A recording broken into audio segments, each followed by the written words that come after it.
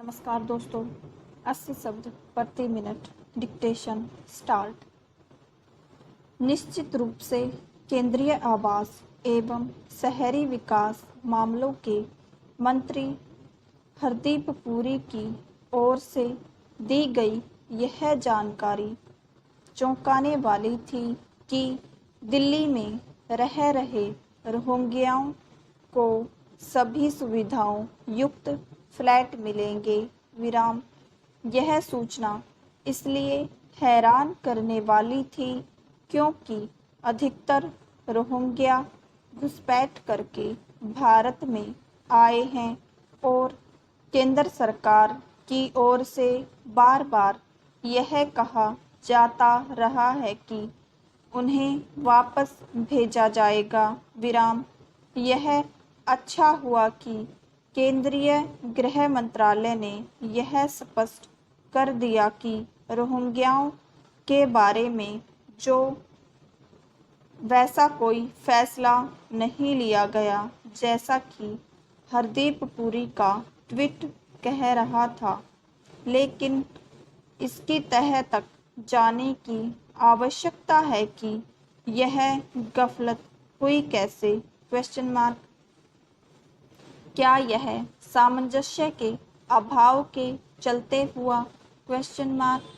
जो भी हो, केवल इससे संतुष्ट नहीं हुआ जा सकता कि केंद्रीय गृह मंत्रालय ने दिल्ली सरकार को यह निर्देश दिया कि रोहिंग्याओं की बस्ती को डिटेंशन सेंटर घोषित किया जाए।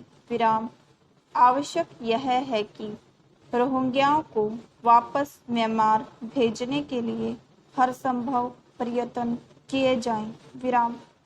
पहला, इसकी अनदेखी नहीं की जा सकती कि रोहिंग्या केवल दिल्ली में ही नहीं, देश के अन्य हिस्सों में भी रह रहे हैं। इससे भी चिंता की बात यह है कि उनकी घुसपैठ का सिलसिला थमता नहीं दिख रहा है।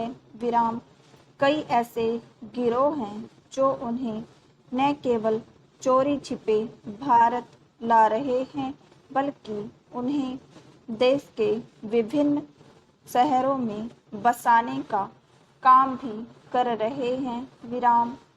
इसी तरह कुछ गिरोह ऐसे भी हैं जो उन्हें आधार कार्ड आदि से लैस कर रहे हैं।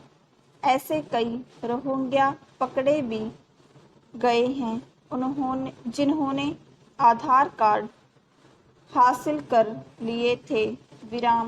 कभी कभी तो ऐसा लगता है कि किसी बड़े षड्यंत्र के तहत रोहिंग्याओं को भारत लाने और बसाने का काम हो रहा है।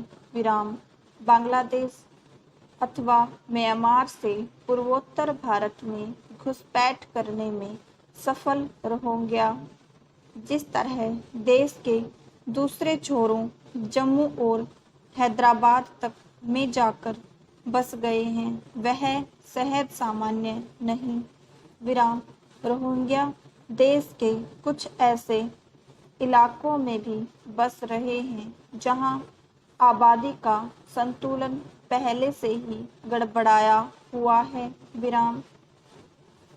केंद्र सरकार को यह देखना होगा कि आखिर वे कौन लोग हैं जो रोहिंग्याओं को देश के विभिन्न शहरों में बसाने का काम कर रहे हैं।